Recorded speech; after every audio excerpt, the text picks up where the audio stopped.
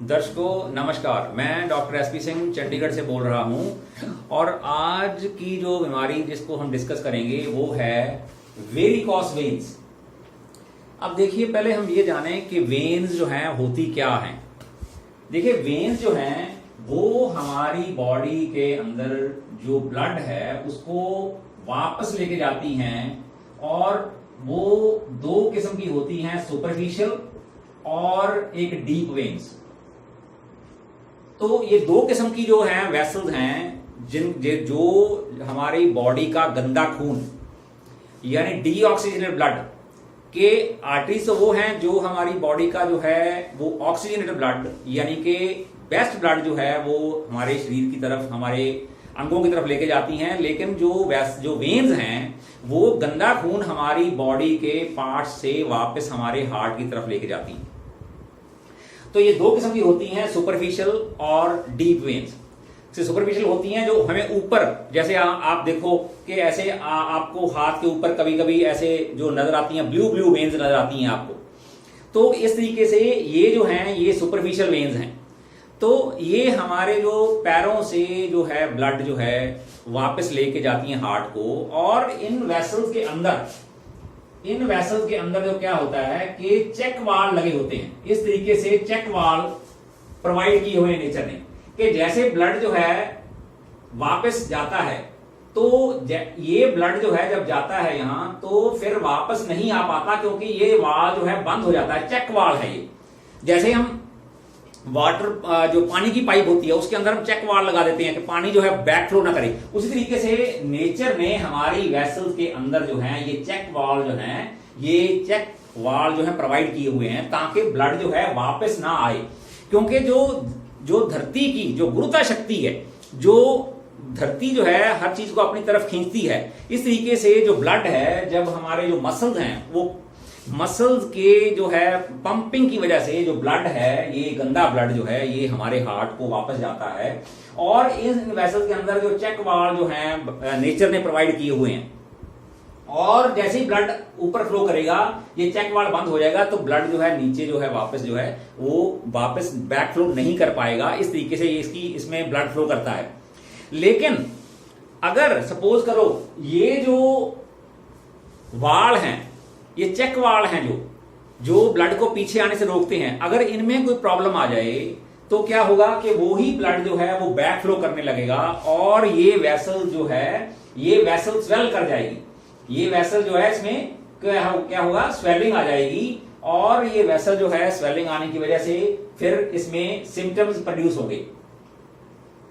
ये वेसल जो है एनलार्ज हो जाएगी क्योंकि वहां ब्लड इकट्ठा हो गया, तो ब्लड इकट्ठा होने की वजह से वो एनलार्जमेंट आ जाएगी उसमें, और एनलार्जमेंट की वजह से वहां पेन होगी, वहां खारिश होगी, वहां से ब्लीडिंग हो सकती है, वहां अल्सरेशन हो सकती है, वहां जो है उसको बोलते हैं वीनस एक्जिमा हो सकता है, वहां अल्सरेशन हो सकती है, वहां बहुत सीवियर पेन हो सकती है। तो मतलब पेशेंट को जो है कंप्लेन, ये जो सारे सिम्टम्स उसमें आ जाएंगे। तो ये पहले समझ लें इसको कि चेक वाल्व हैं जो हमें नेचर ने प्रोवाइड किए हुए हैं, वो चेक वाल्व में प्रॉब्लम आ जाए उसको हम बोलते हैं वेल्वुलर इनकम्पिटेंस। अगर वो जो वेल्व हैं, जो वाल्व हैं वो काम नहीं करते तो ब्लड जो है पीछे नीचे को फ्लो करने लगेगा। अब देखिए, ये जो प्रॉब्लम आती है, ज्यादा ये प्रॉब्लम किसको आती है? ज्यादा ये प्रॉब्लम जो है ये फीमेल्स में ड्यूरिंग प्रेगनेंसी आती है।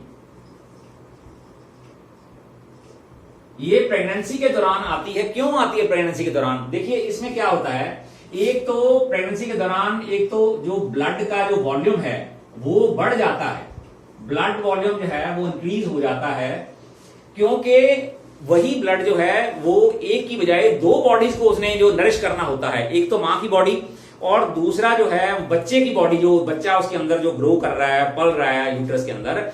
तो इसलिए एक की बजाय एक तो दो जो है बॉडीज को ब्लड सप्लाई करने के लिए नेचर ने क्या करना है, इसका जो ब्लड वॉल्यूम है उसके अंदर बढ़ जाना है बॉडी के अंदर। ये एक वजह है जो ब्लड वेसल्स को जो है लार्ज कर सकती है, या मतलब वेरिकोस वेन्स कर सकती है। दूसरा इसमें क्या है, दूसरा है कि प्रेशर ऑफ यूट्रस, कि जो यूट्रस है वो लार्ज हो जाती है,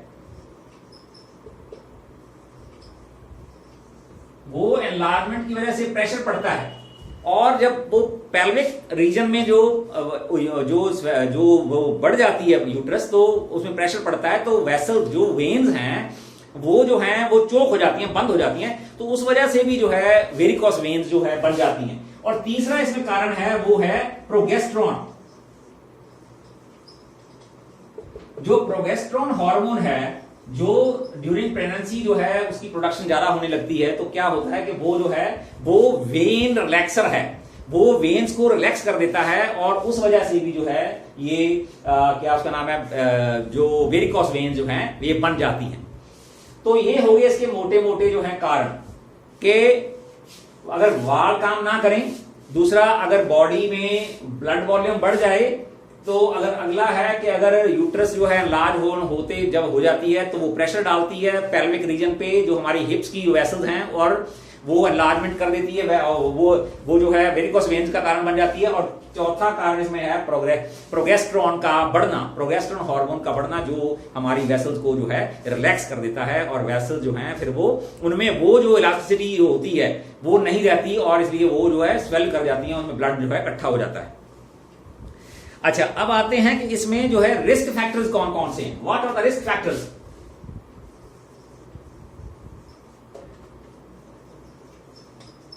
देखो, इसमें पहला रिस्क फैक्टर है एजिंग, कि जैसे जैसे उम्र बढ़ती है, जैसे जैसे बंदे की उम्र बढ़ती है, उसी तरीके से हमारे जो मसल्स हैं वो जो है रिलैक्स कर जाते हैं, वो मसल्स में वो टोन नहीं रहती, वो जान नहीं रहती जिसके साथ वो ब्लड को पंप करते हैं वापस, इसलिए वो एजिंग फैक्टर है एक। दूसरा इसमें है कि जैसे मैंने बता दिया कि प्रेगनेंसी, दूसरा फैक्टर इसमें प्रेगनेंसी तो मेन फैक्टर है। आपने देखा होगा प्रेगनेंसी दौरान जो है अक्सर जो है लेडीज को जो है हिमोरॉइड्स है, पाइल्स हो जाती है। पाइल्स भी जो है इसी की एक फॉर्म है वेरिकोस वेन्स की, कि वो जो रेक्टम के आसपास जो ब्लड वेसल्स होती हैं वो स्वेल कर जाती हैं और पाइल्स का कारण जो है बन जाती हैं। अच्छा, तो अगला इसमें है वो है कि अगर जो ये वेल मैंने बताए हैं कि दूसरा हो गया प्रेगनेंसी और तीसरा हो गया डिफेक्टिव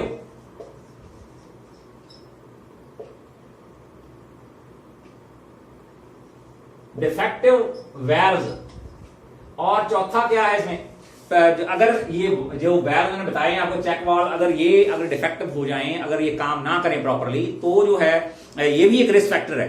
अच्छा, अगला इसमें है obesity.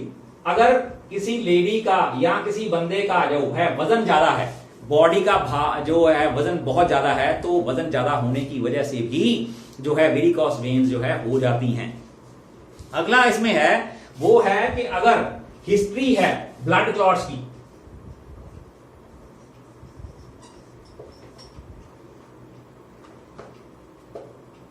History of blood clots,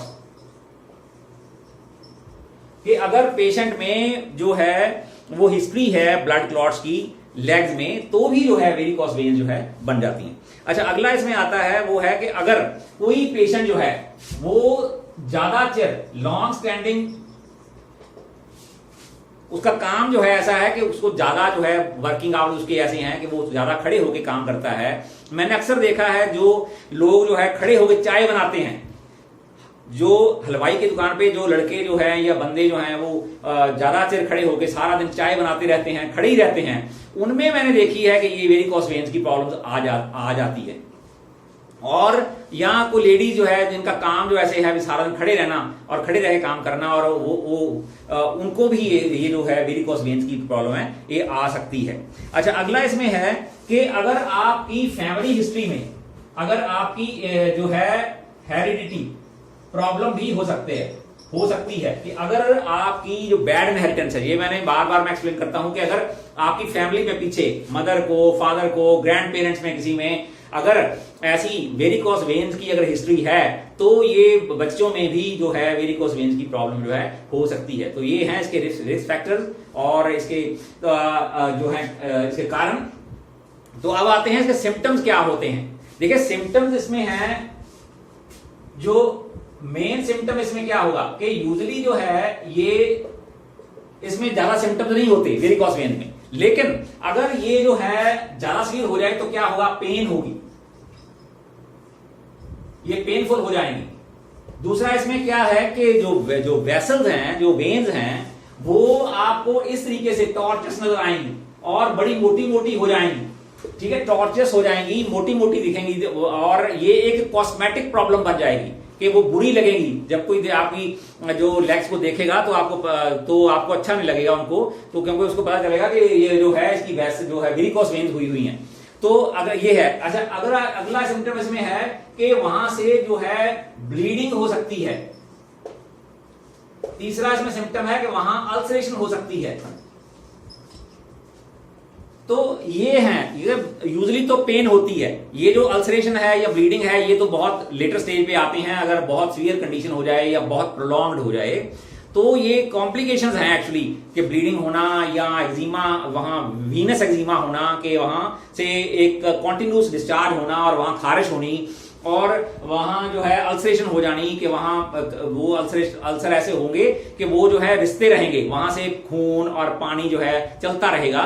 तो इस तरीके से ये है कॉम्प्लिकेशन। अच्छा, अब आते हैं कि ये जो इसकी जो है क्या ट्रीटमेंट क्या हो सकता है, आप क्या प्रिकॉशंस ले सकते हो, क्या ट्रीटमेंट इसका कर सकते हो। देखो, प्रिकॉशंस इसमें हैं कि अगर किसी लेडी को ये प्रॉब्लम हो रही है या किसी बंदे को प्रॉब्लम हो रही है, तो सबसे पहले तो ये करे कि अगर उसकी बॉडी की मूवमेंट कम है तो अपनी बॉडी को मूव करे, कि what are the precaution you can take. Precautions क्या ले सकते हैं आप, कि पहला तो है कि मूव योर बॉडी, कि अपनी बॉडी को मूव करते रहिए, मूव योर बॉडी। अच्छा, दूसरा ये है कि आप अपनी जो टांगे हैं रात को एलिवेट करके रख सकते हैं। आप अपने जो है सिर को थोड़ा नीचा, यानी कि सिर के नीचे जो है आप जो तकिया या आप जो पिल्लो ना लें, और लेकिन अपनी जो लेग्स हैं उनको थोड़ा एलिवेट करके रखें। अच्छा, अगला इसमें है कि अगर आपके वेरिकोस वेन्स की प्रॉब्लम आपको लग रहा है कि हो रही है या स्टार्टिंग हो रही है, तो आप हमेशा जो है लेफ्ट साइड पे सोएं, क्योंकि लेफ्ट साइड पे सोने से आपकी वेसल्स पे कम प्रेशर पड़ेगा और आपके जो है वेरिकोस वेन्स जो है नहीं होंगी या उनको हेल्प मिलेगी कि वो ना हो। तो इसलिए ये तरीका है, ये दो तीन जो प्रिकॉशंस है वो लें। और एक चौथा इसमें है, बहुत इंपॉर्टेंट है, कि टाइट कपड़े मत पहने, कभी भी टाइट अंडरवियर या टाइट सॉक्स आप बिल्कुल ना पहने, जिसके कारण जो है आपकी जो लेग्स हैं उनका जो है ब्लड रुक जाए और वेरिकोस वेन्स का कारण बन जाए। तो ये है प्रिकॉशंस। अब आते हैं इसके ट्रीटमेंट पार्ट पे। इसका ट्रीटमेंट कैसे होगा? देखिए, इसका ट्रीटमेंट जो है वो एलोपैथी में तो बिल्कुल नहीं है, और एलोपैथी वाले तो ज्यादा क्या करते हैं कि वो बोलेंगे कि इसकी सर्जरी करवा लो जी, आप वेसल रिमूव करा लो। वो ठीक है, वो ये बात मानने वाली है कि देखो, जो हमारी सुपरफिशियल जो वेसल्स होती हैं वो सिर्फ 10% ब्लड जो है हमारी बॉडी का जो है वो वापस लेके जाती हैं। बाकी का जो 90% जो होता है, 90% होता है, वो हमारी जो डीप वेन्स हैं वो लेके जाती हैं। लेकिन इसका मतलब ये नहीं कि ये 10% वाली जो वेन्स हैं इनका कोई फंक्शन नहीं है।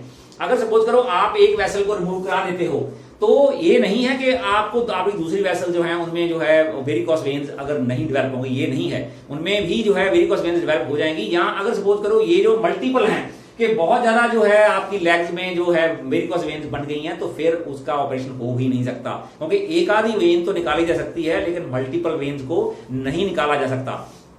इसलिए इसका जो बेस्ट ट्रीटमेंट है वो है रिहैबिलिटेशन, यानी कि प्रिकॉशंस लेना, एक्सरसाइज करना और टाइट कपड़े नहीं पहनना और अपनी डाइट का ख्याल रखना, विटामिन सी का ज्यादा प्रयोग करना और विटामिन सी वाली फूड्स खानी। यानी सप्लीमेंट नहीं बोल रहा मैं, सप्लीमेंट्री विटामिन सी ना लिया जाए, लेकिन सिर्फ जो फूड है, ग्रीन वेजिटेबल्स हैं, फ्रूट्स खाए जाएं जिनमें से आपको भरपूर जो है मात्रा में विटामिन सी मिले।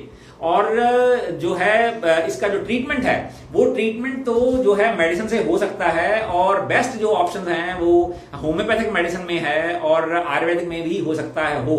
लेकिन मैंने तो होम्योपैथिक मेडिसिन की मैं बात कर रहा हूं कि होम्योपैथिक मेडिसिन में इसका परफेक्ट ट्रीटमेंट है। और अगर किसी लेडी को या किसी बंदे को ये प्रॉब्लम आ रही है तो वो किसी क्लासिकल होम्योपैथी डॉक्टर के पास जाए और अपना जो है प्रॉब्लम बताए जाए और उसका जो ट्रीटमेंट है हो सकता है। उसमें दो तरह की मेडिसिन दी जाती है, एक तो क्लासिकल जो होम्योपैथी में कॉन्स्टिट्यूशनल मेडिसिन दी जाती है, और दूसरा जो है वो वेरिकोस वेन्स को देख के जो है लोकल मेडिसिन होती है, जो स्पेसिफिक होती है मेडिसिन उसके लिए, वेरिकोस वेन्स के लिए, वो भी साथ में सप्लीमेंट की जा सकती है। तो इस तरीके से इसको बहुत इजीली जो है क्योर किया जा सकता है और सर्जरी की जो है वो जरूरत नहीं पड़ती।